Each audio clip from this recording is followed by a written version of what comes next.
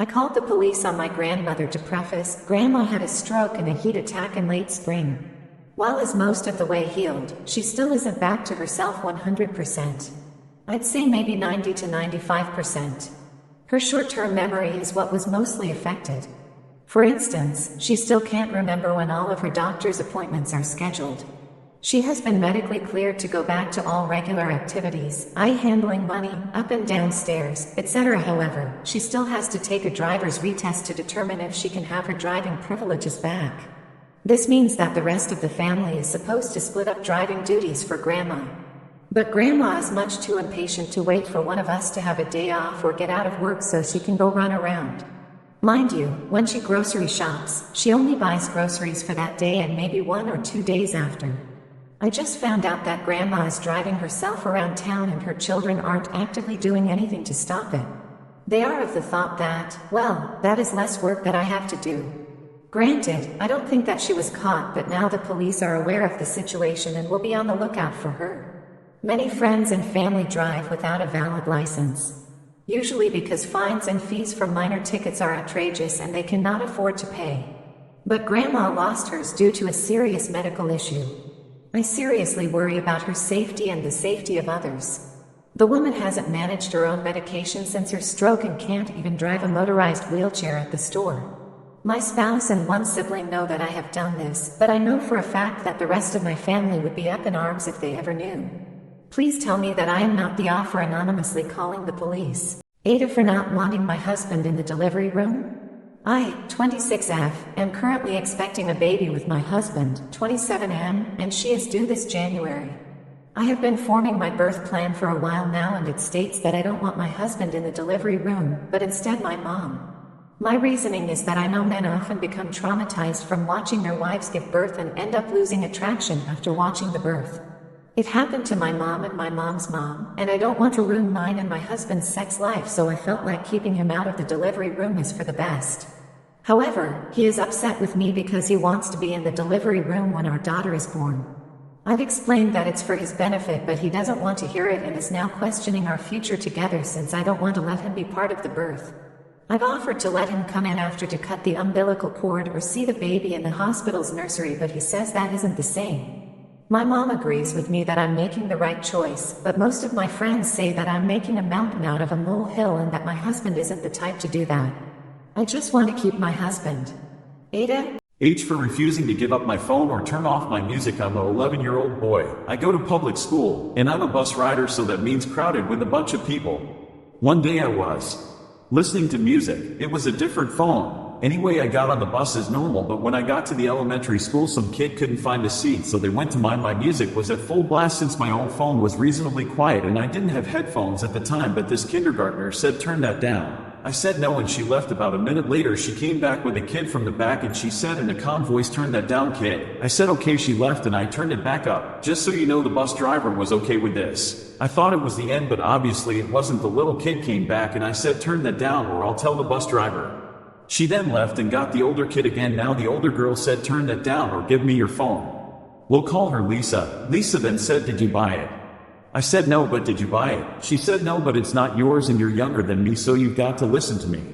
Eventually she left and I turned off my music and just went to sleep.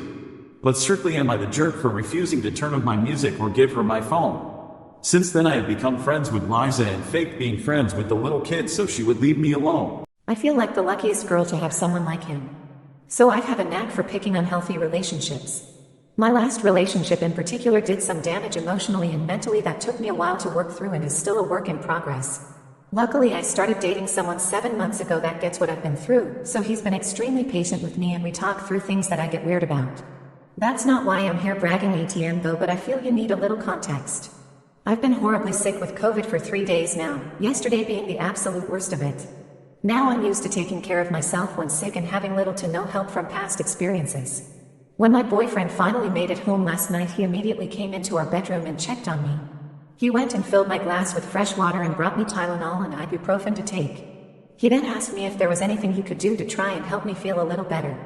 I asked him if it was ridiculous for me to ask him to run his fingers through my hairline like my grandma who raised me used to do when I get sick or basically any time I was down. He said of course that's not ridiculous. He crawled into bed and immediately started doing so, and I immediately started crying.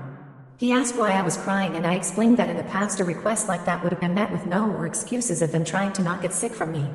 He said there was nothing wrong with asking for something to help me feel even a little better, and that he wasn't going to let my sick germs keep him away from me when I needed him. To which I cried some more. It just showed me I can be vulnerable with him, even if I feel like I'm being a baby about it, that he's a safe place I can do that without judgment. If that man asked me to marry him tomorrow, I would say yes with no hesitation. Ada for throwing out all the Thanksgiving leftovers. Me, 37F, spent over 6 hours cooking a Thanksgiving dinner for my live-in partner of 5 years, 40 meters, his daughter, 15, and our daughter, 2.5. I didn't ask for help cooking, but did ask for help 3 times with our toddler.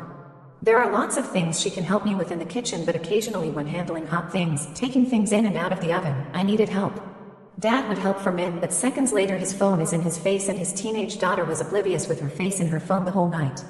After we all sat down and ate, they rinsed their plates off and then left the kitchen to go play video games, leaving me to clean up the entire kitchen, bathe my daughter, and get her ready for bed.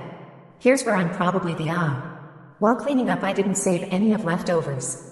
I was PO'd that I spent so much time cooking and not an ounce of help was offered to clean, and when I did ask for help with the toddler, it was extremely minimal. I was exhausted. Instead of packing up leftovers, I just threw them away.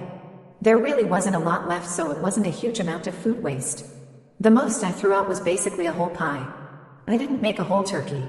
Just turkey breast. Partner doesn't like dark meat, my toddler refuses to eat any kind of meat, so it was just the 3 of us eating turkey. Less than half a breast was tossed. And today, the day after, I let him know that I wasn't up to cooking tonight. I cook 100% of the time. I suggested pizza, but he just left to go to the store for dinner. I should add that I do 90% of the housework. He will sometimes help with dinner cleanup or start our daughter's bath, but I'm a son who handles all the house duties. He's hardly in the house because when he's not at work, or on the weekends, he's in his shop working in a side job. We probably see him on average an hour or 2 a day. I should add we only have his teenager every other weekend. This doesn't change his schedule or priorities though.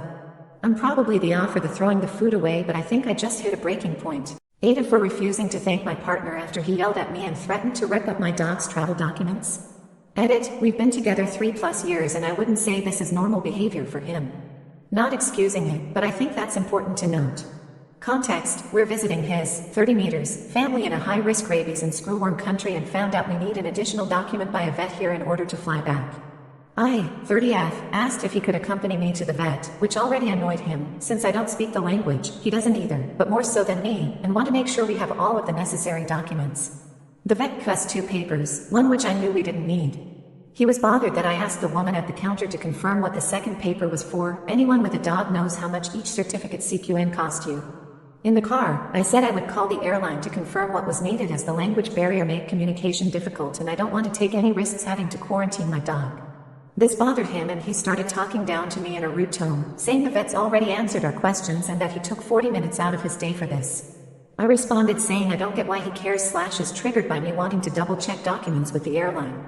He kept raising his voice and then told me he was still waiting for me to say thanks for the ride. At this point I was annoyed and just said I'm not saying thanks to someone who's been yelling and talking down to me this entire time. I know, petty. He freaked out and stopped the car and said say thanks or walk the rest of the way back. We sat in silence for a few minutes. He drove back, took the papers from me and threatened to rip them up. He then texted me from the same house saying I will tear it up unless you say thank you. Ada for being petty and refusing to just simply thank him. Is he tall for being rude to me in the first place and threatening to tear up the dog's papers over? I'm not sure what. Are we both TAs? I need to get hired urgently. Please read and help. I am currently living in an abusive household. I've never had a job despite being 27 years old. I have a BA degree in history that is pretty useless. I graduated this spring 2023. I've tried applying to jobs that both require a college degree and those that don't, including retail. I've gotten no replies and I am so desperate. I am not picky about my job. I currently don't drive either. I don't want to go into detail, but my living situation hasn't been common since I was a child.